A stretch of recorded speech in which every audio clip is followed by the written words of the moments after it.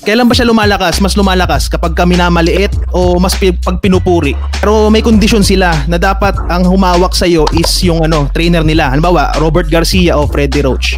Papayag ka ba sa offer nila na ganun? Lahat na nandun na.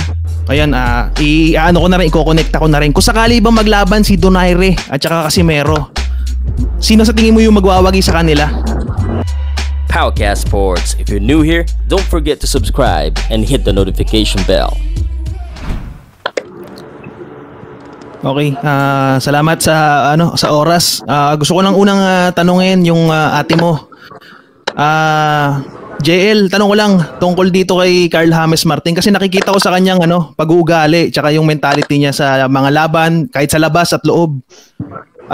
Sa loob medyo parang hindi siya humble sa loob eh. Kumbaga parang tigre. Nakita ko yung huli niyang laban, halos pinaulan na niya ng suntok. Gusto ko itanong kung si Carl James Martin ba kailan ba siya mas lumalakas kapag ka minamaliit o mas pag pinupuri? Sanay naman kasi siyang minamaliit siya, so hindi na namin naiisip yung difference nung kapag minamaliit siya tsaka sa pinupuri siya. Mas minamaliit kasi namin siya sa amin lang ha. And may nababasa rin naman siyang hindi magagandang comment. So tingin ko ginagawa niya yung inspirasyon, no? Yun lang. Ayun. So hanga ako kay Carl James Martin kahit anong isipin ko na talagang humble eh. Hindi ko mapalabas yung talagang iba pa eh. So balik naman tayo sa inyong pamilya kasi bilib ako sa mga sa mga father and son tandem. Carl James Martin, tanong ko lang sa inyo kung sakali na dumating yung panahon na maging tanyag ka at kunin ng malalaking promoter, lahat na sa kanila ay ipoprovide nila yung mga big fights, pati mga conditioning trainer, pero may kondisyon sila na dapat ang humawak sa iyo is yung trainer nila. Halimbawa, Robert Garcia o Freddie Roach. Papayag ka ba sa offer nila na ganun? Lahat na nandun na.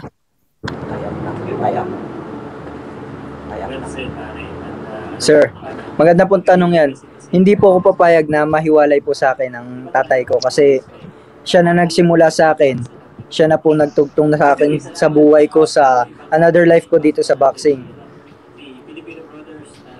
Grabe po, simula pagkabatang hirap namin sa pagboboxing. Pero kung darating sa time na paghiwalayin kami, hindi po pwede.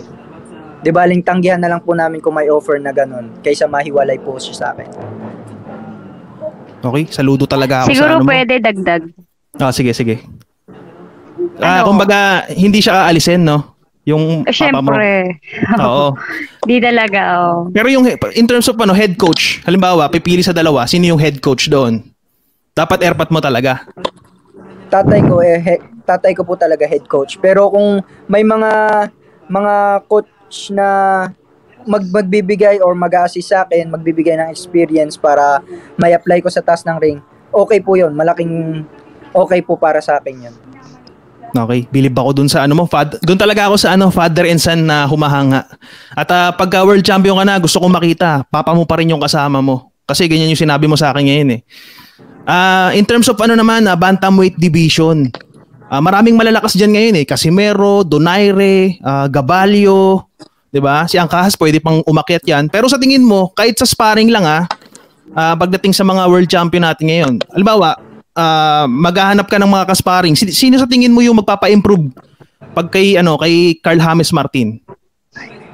Marami kahit po. Sparring lang. Tulad po namang sparring po, Donaire po. Ayan, ko na rin, i-connecta ko na rin. Kung sakali bang maglaban si Donaire at saka Casimero, sino sa tingin mo yung magwawagi sa kanila? Wala naman pong problema doon. Para sa akin po talaga, sino magwawagi po sa laban na yun feeling ko nasa era po talaga, Casimero po talaga. Okay, speaking of Casimero, kasi hindi na nahihirapan silang ituloy yung laban kay kumbaga nag-atras abante yung kampo ni Inoue. Kung sakali magpang-abot kayo ni Naoya Inoue, ano yung sa tingin mo magiging panlaban mo sa kanya? Yung magiging alas mo, yung dapat niyang ingatan pagka nakaharap ka niya? Bilis lang po, bilis, focus sa laban, bilis at suntok lang po. Kasi suntok lang naman pong papakita natin sa taas ng ring, yung bilis at suntok. Ma-power po siya sa suntok, malakas, may bilis. Ako siguro po sa bilis na lang po, footwork. Pero may nakita ka bang mga kahinaan sa mga galaw ni Naoya Inoue nung napapanood mo? Nung laban niya po kay Donaire, maraming na-expose na kahinaan niya sa fight. Siguro, mas marami pang may improve niya sa sarili niya. Pero para sa akin po, madali po siyang mabitasan sa mga eye socket niya. Yung mga part po ng muka. Tulad po na nasabi ni Sir Albert Pagara na masuntok mo lang yung ilong niya nagdudugo. Okay. Salamat sa sa sinagot mo. In terms of world title, marami nagsasabi na yung iba tulad nga sinabi kanina, ang laki ng ine-expect sa iyo ng mga tao. Kahit siguro hindi kami mag-vlog malaki talaga yung expectation sa iyo. Makita ka lang sa TV, makita ka sa personal lumaban. So, ang tanong ko naman, ano pa yung dapat mong i-improve para masabi mong ready ka na pagdating sa World Championship? Yung tibay po ng katawan ko, mga power punch, yun po yung mga kailangan kong improve sa sarili ko. Kasi sa ngayon po, medyo bata pa ako. Depensa ko, medyo bata pa ako kasi masyado pa po akong agresibo pag nasa taas ng rim. Siguro pagdating po, yung mga kulang ko na kailangan kong depensa, power punch, at yung konting bilis pa po. Okay. In terms of local naman, kung sakali mawala na si Manny Pacquiao at magretiro na, tuluyan ang magretiro. Sino sa tingin mo sa Pilipinas ang makikita mo maghahari o kahalili ng hari na si Manny Pacquiao? Yung mga nasa world champion na po ngayon, tulad po nung nila Casimero, Taduran, at mga nasa world rating po na naghahangad maging world champion.